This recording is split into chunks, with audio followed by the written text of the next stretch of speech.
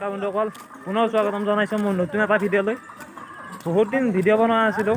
আজি আমাৰ যিহেতু গৰখীয়া সভা, সেইবাবে আজি গৰখীয়া সভাত মই গৈ আছোঁ আৰু আপোনালোকক কিছুটা দৃশ্য দেখুৱাবলৈ চেষ্টা কৰিম।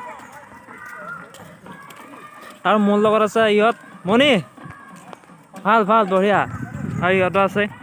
আমি যাই আছোঁ। এটা কথা আপোনালোকক কওঁ, এইটো মাথাউৰি, যিহেতু যোৱাটো বানপানী আমাৰ বহুত ক্ষতি হৈছিল, সেইকাৰণে এইবাৰ আমাৰ চৰকাৰে বহুত সুবিধা কৰি দিছে। এইটো মাথাউৰি বনাইছে আৰু মাথাউৰি কাম চলি আছে। এইটো মাথাউৰিটো বহুত ডাঙৰকৈ বনাইছে এইবাৰ, মাথাউৰি পুতি আছে আৰু কিছুদিনৰ পিছত আহি ভালে লগাব পাৰোঁ। আৰু কিছুমানৰ মাটি গৈছে যদিও তেওঁলোকক এৰিয়ে দিছে বাৰু।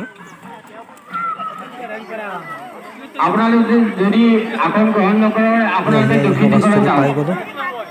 আৰু এইখনে নামঘৰত হৈছে থিয় হৈ মেইন থকা গেট। উত্তৰ আৰু দিশত আমি থিয় হৈ থকা ভিতৰত প্ৰৱেশ কৰিম, আইসকললৈ আপোনালোকে চাই থাকক কি হয়।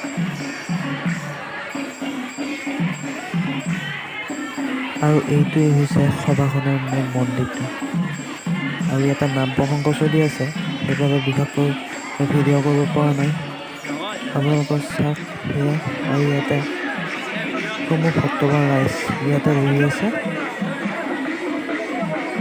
যিটো গৰখীয়া সভাত ভোগৰ ব্যৱস্থা কৰা হয়, ইয়াতে ভোগ গ্ৰহণ কৰি আছে সমূহ ভক্তবান ৰাইজে। ভোগসমূহ দিয়া হৈছে, ভোগ মানে আৰু পায়স।